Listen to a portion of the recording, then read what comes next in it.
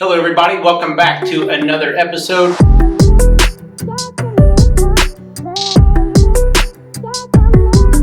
I took this shoe out on an supposed to be easy run, and when I uploaded my run to Strava, by the way, you should be following me on Strava if you're not already. I'll go ahead and put my name down there on the screen so you can be sure to follow me. I noticed that I just had ticked over 200 miles for the shoe, so I wanted to pop on and give you my full 200 plus mile review on the shoe. The last time we talked about the Skechers MaxRoad 5, it was just my first run, initial impression of the shoe, and I have been so thrilled with the shoe. I wanted to make sure I shared that with you guys. So let's talk about the run. Just my normal out and back 6 mile, it's an easy, pretty flat. I do have a little one bridge I kind of go over, really nice and easy.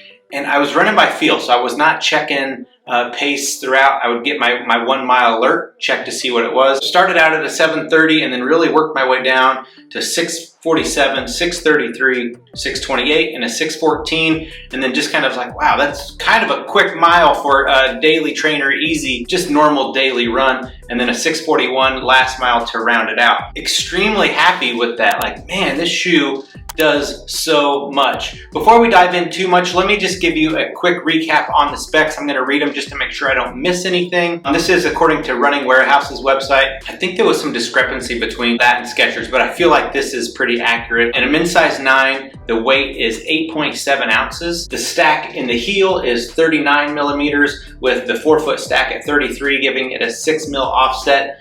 That does feel pretty accurate to me. And then a couple of the key features here that we're gonna talk about is hyperburst foam, which I think is amazing. There is a carbon infused plate, not like you would think in most traditional carbon fiber racing shoes, but they're calling this an H plate, which I feel works. It's not gimmicky. It might be in name, but the way it functions, I felt like it really, really worked. And then we do have some Goodyear rubber to talk about just to round things off. They're M-Strike technology, so that's just really talking about this curvature of the outsole and how it helps with the foot strike.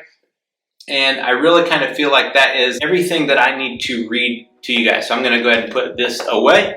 All right, let's dive into the MaxRoad 5. So starting out with the upper, it's just a nice kind of just synthetic mesh upper. Nothing really to talk about too much. There is some overlay kind of all around the shoe, adds a little bit of weight, but nothing that I would really worry about, just a little design feature. The laces wasn't a thing that I talked about. They could be just a touch longer and maybe just a little bit higher quality, maybe, but it's not a huge complaint. Just a touch longer would be great. The tongue was nice, just a little bit of padding kind of throughout, just to kind of soften up that lace. It is I would throw this in the category of just a daily trainer. You can do a lot of things in this shoe. There is some nice cushioning in here around the heel counter. It is a pretty stout heel counter, nothing ridiculously sturdy, but it's there.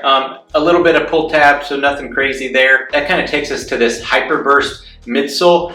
This is the magic of the shoe. So the way they do their hyperburst, it's a nitrogen infused process, I think, where it's like a critical process. I think they call it like a critical, it's high technology. So there's basically little air bubbles trapped inside this, and it feels pretty dense kind of to the squeeze test, but man, it provides so much, and it's varying depending on what you're putting into the shoe. If I'm going out for a super easy, just chill, relaxed run, it's got cushion, it's got bounce, it's got give, and it really kind of works well.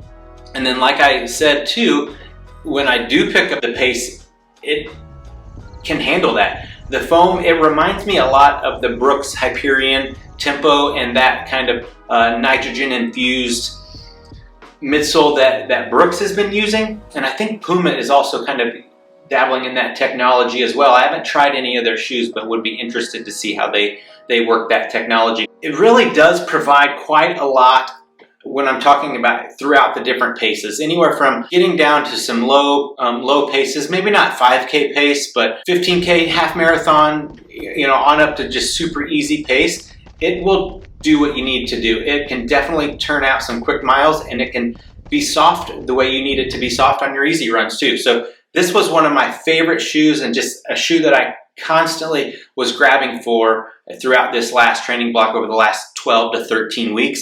Very happy with the way it performed, and it was just easy to always grab this shoe. Now, when I had workouts to do, when I was hitting specific target paces and really trying to turn out some quick miles, I was going for a shoe that was much more inclined for that. However, like in a tempo day, I didn't always grab this shoe, but I know it could handle it. This was just a shoe when I really wanted to feel stable.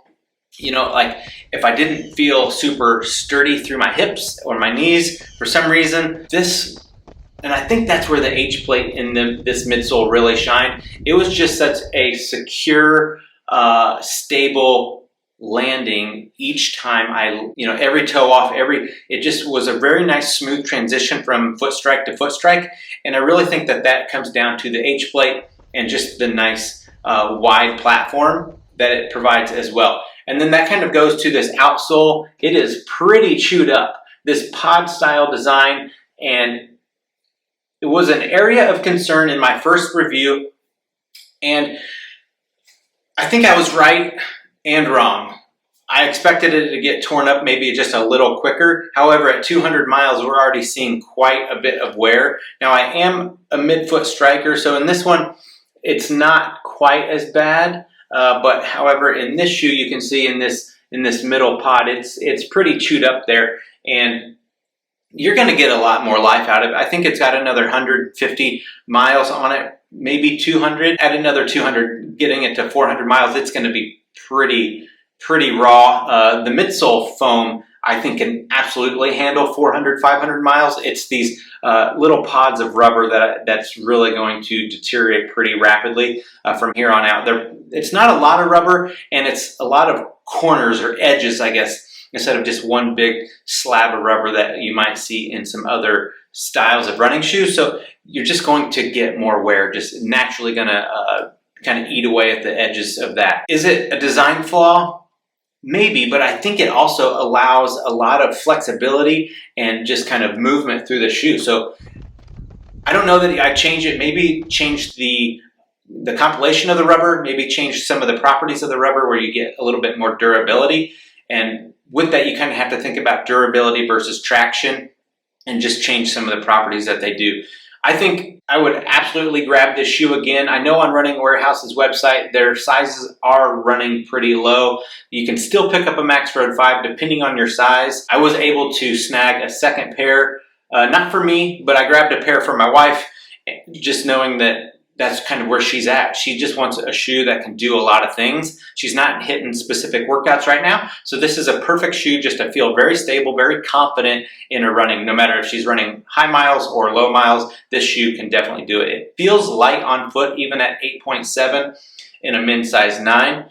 It was not a heavy a brick that some other shoes might feel like. So 8.7, definitely not a lightweight shoe, but there's heavier, there's shoes that get into the 10s and stuff like that too. So I have not had fun in shoes that weigh 10 plus ounces as a daily trainer. You're kind of wanting to go easy, and then you're lugging around these bricks. So I've been very, very thrilled with this shoe, happy to recommend it, and I'm very much excited about the MaxRoad 6 or any other iterations that they come up with. So Skechers, you have surprised me. I'm happy to run in and suggest your shoes. This is not they don't sponsor me. That this isn't a sponsored video. They're not paying me to say anything. They're not sending me. I did purchase this shoe and my wife's full price with my own money. So there's that. So yeah, that pretty much wraps up the full dive into the MaxRoad 5. It has been an excellent shoe. Very happy to run in the shoe. Kind of sad to see some of the wear on it because I would like to push it even just a little bit further. But I do have some other shoes I have just got in for testing, so I'm very excited about that. I have the half marathon target race coming up actually this weekend, so just in a couple of days. I had a hard time kind of getting the camera out and getting in front of it. I've just been very busy.